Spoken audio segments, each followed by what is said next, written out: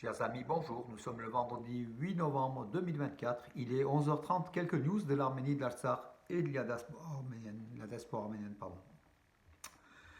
Prière dans toutes les églises d'Arménie et de la diaspora pour les prisonniers arméniens illégalement détenus en Azerbaïdjan. C'est ce que Saint Etchmiadzin a décrété. Donc ce dimanche, lors des messes, des saintes messes dans toutes les églises arméniennes. Donc une prière sera effectuée pour la libération des prisonniers de guerre arméniens illégalement détenus par l'Azerbaïdjan. Donc il en sera de même à Valence, comme à Paris, comme à Marseille, Lyon.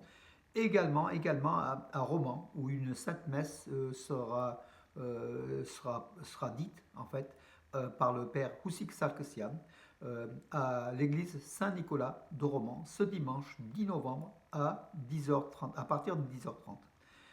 Voilà mes amis pour cette information.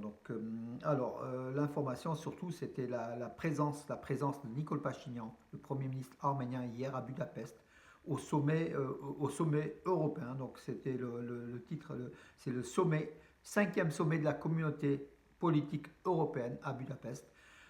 Donc il a rencontré bien sûr Viktor Orban, l'organisateur, le Premier ministre sulfureux de Hongrie, Nicole Pachinian. Il a rencontré aussi donc en tête-à-tête sur des discussions courtes Erdogan et beaucoup de chefs d'État, dont Emmanuel Macron aussi. Voilà.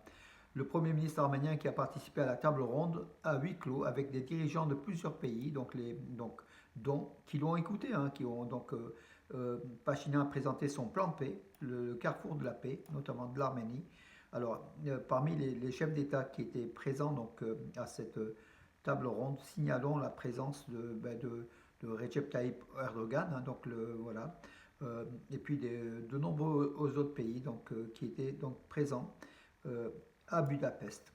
Alors, surtout, retenons, je vais revenir sur les informations, vous m'excuserez, donc je suis en train de chercher mes amis. J'étais pas très préparé ce matin. Écoutez, j'ai pris du retard. Voilà, c'est peut-être pour ça.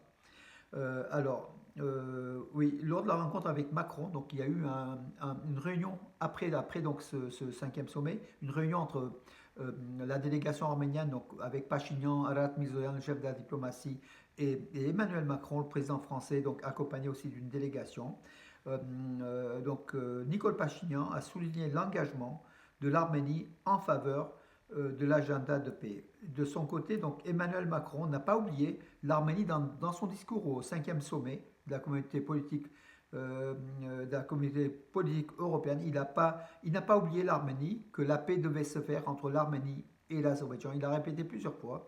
En tout cas, la France n'oublie jamais l'Arménie. Elle est toujours là pour soutenir le plan de paix de l'Arménie et soutenir aussi l'intégrité territoriale de l'Arménie, puisqu'en fait, Macron, dans son discours, est revenu sur les frontières, en fait, l'intégrité territoriale des frontières établies.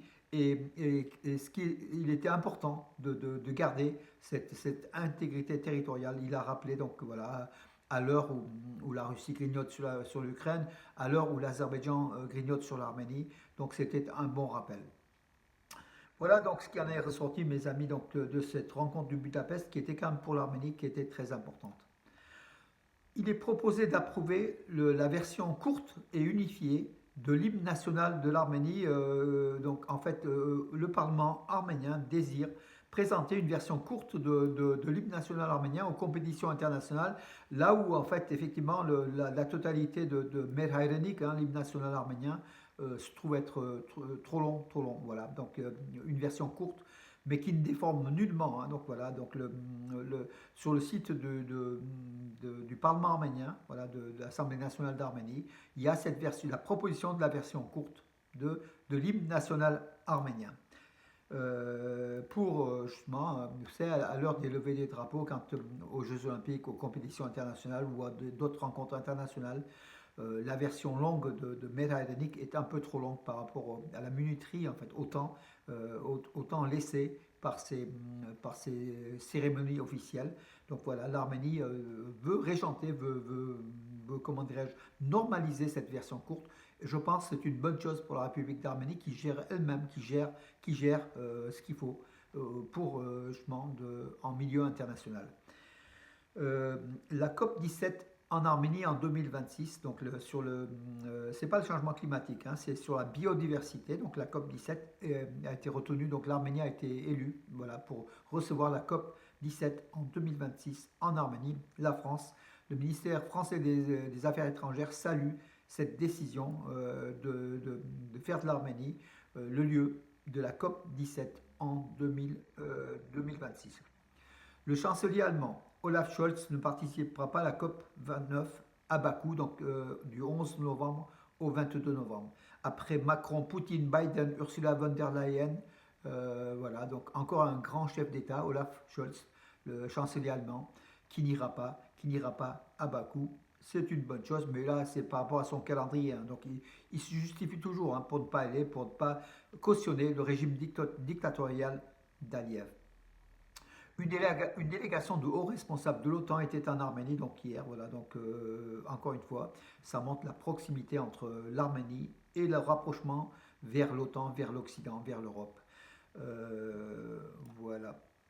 Alors oui, aussi donc la campagne de vélo. Le vélo, vous savez, c'est le grand hobby de Pachinian, c'est faire du vélo. D'ailleurs, à Budapest, il a profité pour être à Budapest pour faire du vélo 30 km sur les bords du Danube. Voilà, donc Pachinian, qui essaye de favoriser donc en Arménie le développement de la pratique du vélo, ce qui est une bonne chose en fait, hein, pour une bonne santé donc des citoyens d'Arménie.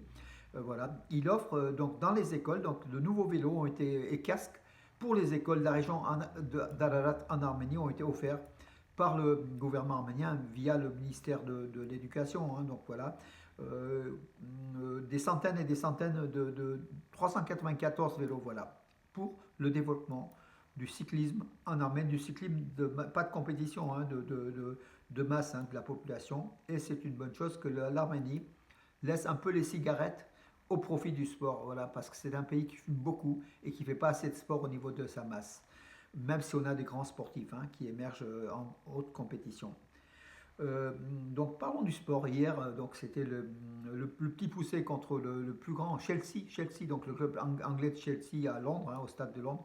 Et je salue Rajak Chilingarian, Rajak Sassounsi de Radio Arménie, mon collègue donc de l'émission Sport de Radio Arménie tous les lundis soirs à 19h, qui était au stade de Londres, hein, donc au stade mythique de Londres hier soir, pour le troisième match de l'UEFA Conference League. Donc c'était au stade, je vais vous dire le nom.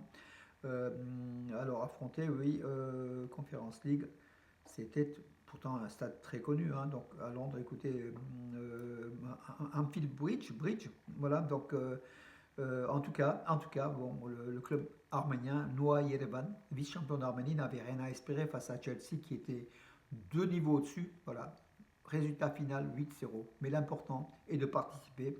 Donc Chelsea qui est en tête du classement de l'UEFA Conference League et Noah est 27e après 3 rencontres.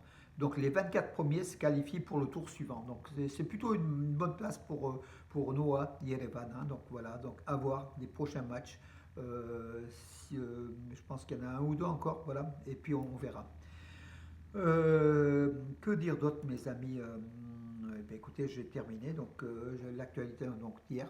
Oui, vous voyez donc l'affiche derrière moi, l'affiche de mon exposition de caricature du 25 au 27 novembre à la MCC Jean Moulin, donc Stade Chenevier, donc Jean Moulin. D'ailleurs, je vous avais montré hier donc, les 2 pages de Nouvelles d'Arménie qui étaient consacrées par rapport à l'affiche. Pourquoi je vous montre ça? Parce que des personnes me demandent si l'entrée au vernissage est libre. Bien évidemment, hein, vous n'êtes pas obligé à laisser marquer là. Donc, lundi 25 novembre à 18h30, salle Cheminée de la musée Jean Moulin. Vous êtes tous et toutes invités, mes amis, à mon exposition de caricatures. Voilà, une cinquantaine de caricatures, dont certaines nouvelles que vous aurez plaisir à voir en grand format, très grand format.